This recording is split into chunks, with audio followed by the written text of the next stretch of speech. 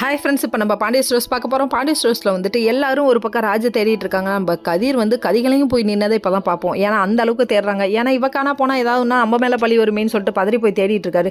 தேடுனா பஸ்லேருந்து வந்து இறங்குது. ஹாயா அந்த பொண்ணு எங்கேயோ டூர் போயிட்டு வந்த மாதிரி இந்த பொண்ணு இறங்கிட்டு இருக்கு. எங்கே பொண்ணுன்னு விஷயத்தை கேட்டால் கண்ணனை பார்க்க போனேன், இது மாதிரி அமௌண்ட்டும் நகையும் வாங்கிட்டு வந்துடலான்னு போனேன். ஆமாம் வாமான்னு சொல்லிட்டு உன்னை வெத்தலை பார்க்க வச்சு கொடுப்பானா? ஏன் இப்படி இருக்க? உனக்கு கொஞ்சம் கூட மூளையே இல்லையா? ஏன் இதை யூஸ் பண்ணவே மாட்டேங்கிறேன்னு சொல்லிட்டு கண்ணா பெண்ணன்னு திட்டுறாரு. என்னதான் திட்டினாலும் கண்ணை மேலே, அதாவது கதிர் மேலே உள்ள லவ்வுக்காக தானே அவங்க போயிட்டு வந்தாங்க. இது வந்து நம்ம கதிருக்கு கொஞ்சம் லேட்டாக தான் புரியும்னு நினைக்கிறேன். சரி விடுங்க, பார்த்துக்கலாம்.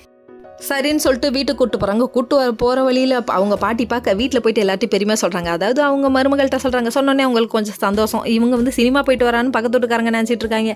அப்போல்லாம் இல்லையா. அதுக்கப்புறம் வீட்டுக்கு ஒரு வழியாக கூப்பிட்டு வராங்க. கூப்பிட்டு வந்தோடனே நம்ம பாண்டியனுக்கும் கொஞ்சம் ஹாப்பி ஆயிடுச்சு. அதுக்கப்புறம் நம்ம கிளம்பி அவங்களாம் கடைக்கு போயிட்டாங்க. போனதுக்கப்புறமா கோமதி அம்மா எங்கடி போனேன்னு கேட்க உண்மையான விஷயத்த கதையை சொன்னோன்னே கொந்தளிச்சு போயிட்டாங்க.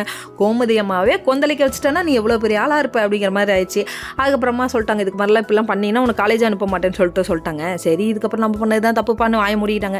மீனாவும் கொஞ்சம் அட்வைஸ் பண்ணிட்டாங்க. அதுக்கப்புறம் பார்த்தீங்கன்னா மீனாவுக்கு ரொமான்ஸ், அடேங்கப்பா, கதிரை விட மீனாவுக்கு ரொமான்ஸ் அதிகமாக வருமாட்டேக்கே. போன சீசனில் தான் கதிருக்கு முல்லைக்கும், இந்த சீசனில் மீனாவுக்கு ரொமான்ஸ் அதிகம். அப்படியே பந்து தூக்கி போட்டு விளாட்றாங்க, பேப்பர் பந்து.